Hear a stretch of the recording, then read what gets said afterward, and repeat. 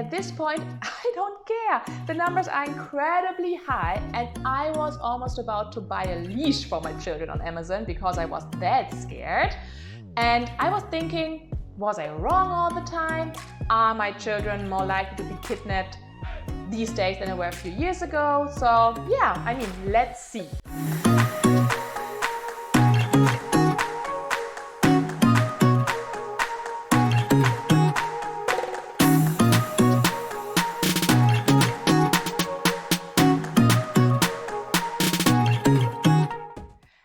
America's Got Germans! My name is Anni, and guys, today is the day we will finally talk about numbers and facts and all of that in order to answer the question, are my children really not safe in the US? Do Germans grow up in an environment that is safer? And how high is the risk of stranger danger? At the end of this video, I will also share my #1 tip, how I protect my children from strangers, so make sure you don't miss that. And if you haven't watched part 1, in which I talk about what stranger danger is and how the whole lifestyle in the US affected our way of raising kids and things that I do, or better not do in order to not get arrested in the United States, you might want to pause this video, watch part 1 first, come back, or you watch this one first and watch the other one later. Whatever you do, just make sure you don't miss that. Okay, but back to today's video. So, in order to kick this off, we first have to understand what Americans and Germans actually fear. First of all, I would like to mention one thing that American and German parents actually have in common. And that is that they are a lot more protective of their children nowadays than their own parents were just 30 or 40 years ago. And if I would ask my German or American friends why that is, they would most likely answer that they think the world is a more dangerous place to live in. I found a study done by the BKA in 2017, which states that the fear of crime in Germany actually has gone down for a long time, but in recent years it's going up again. And one reason for that, they say, is that information is easier and also faster to access, which is a positive development, of course, on the one hand. But on the other hand, the authenticity of that very information is becoming increasingly difficult to validate. But we are still talking about a different level of feeling insecure. I have asked myself so many times if it's really not okay to let my kids play at a playground when I'm not watching, or do they have to be by my side in a grocery store at all time? Or can I actually send them to get a pack of milk? And honestly, side note, we have done that. And it doesn't take long until someone gets nervous when they see a little child running around in a grocery store and they try to return the missing child to the parents. That might have happened to us a few times. Ashton from the Black Forest family just recently uploaded a video about if crime in general is really a problem in the United States versus Germany, and she did a really good job explaining why it's so difficult to actually measure crime, and here's what she says. In Germany, the Länder criminal police offices and the Bundeskriminalamt publishes individual data sets annually, which is helpful in understanding crime rates geographically. In the US, the Federal Bureau of Investigation, or the FBI, and the Bureau of Justice Statistics, or the BJS, are the two primary sources for criminal justice statistics that cover a wide range of topics. But even those statistics do come with their problems. For starters, many believe that these statistics aren't actually a good representation of actual crime. In fact, many states significantly underestimate crime. Some crimes go unreported by victims or unrecorded by police. And as a result, some researchers claim that the statistics represent only up to about 25% of actual crime, attributing the remaining 75% as what is now termed the dark figure of crime. On top, she also mentioned there are differences in how the data and the statistics are collected, but I think the data still helps us to at least see a trend and to answer the question if the world is really a more dangerous place to live in than it used to be. Okay, now finally let's talk about numbers. So, according to the FBI's National Crime Information Center system, the NCIS, in 2021, they were, I have to cheat, I don't know it out of my mind, 521,263 people were reported missing in the United States. And 337,195 of these people were under 18. Okay, wait, what? I need another source to believe what I just read. I was looking at your website. It says 460,000 kids are reported missing every single year in the United States. The website he's talking about is the NCMEC, the nation's largest child protection organization. And guys, I mean, even taking into account that both sources we were talking about use different statistics or different mechanisms to collect the data, at this point, I don't care. The numbers are incredibly high, and I was almost about to buy a leash for my children on Amazon because I was that scared. And I was thinking, was I wrong all the time? Are my children more likely to be kidnapped these days than they were a few years ago? So yeah, I mean, let's see.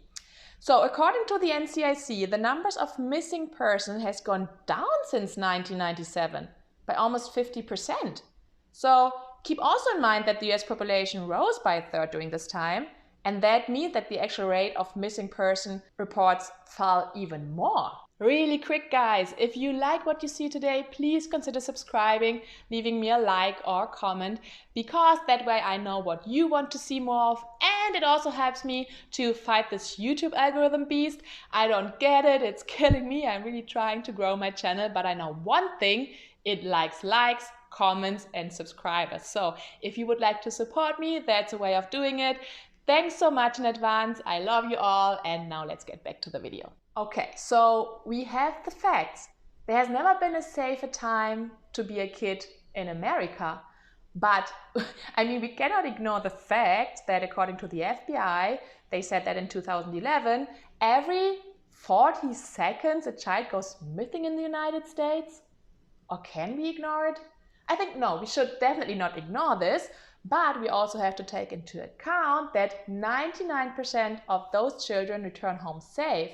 And that is because if we look at this chart, you can see that the vast majority of missing children are between the age of 12 and 17. So this reflects the fact that the majority of missing children are runaways and not what we had in our minds. Okay, but it still doesn't mean that there's no risk for children in the United States. I mean, watch this. Now to some frightening video from right here in New York City. It shows a man trying to abduct a child, but fortunately he didn't get far. Watch as a grandmother of 3 small children walk into frame to the left of your screen. A man covered in a blanket approaches, suddenly swoops down, yanks the young girl from her grandmother's grasp and runs. So, of course, watching this makes me want to buy that leash again. But did you know that according to the National Center of Missing and Exploited Children, non-family abduction make up less than 1% of the missing children cases? So abduction by strangers are by far the rarest type of case of missing children. And I also found out that on average, fewer than 350 people under the age of 21 have been abducted by strangers in the United States per year since 2010. It's still a number, I mean, we cannot ignore it, but it's a different number to the one we saw earlier, okay? So it's much more likely that your children are abducted by a family member or someone they think they know, like let's say they meet on the internet. And think about it. I mean, statistically, it's actually safer to send your children outside unsupervised than leaving him or her with a family member, or leaving him or her in the room and, you know, he might meet someone on the internet. I'm just saying, I just wanted to put it out there. So let's have a look how Germany is doing. The BKA stated that in Germany, 92,300 children have been reported missing in 2022.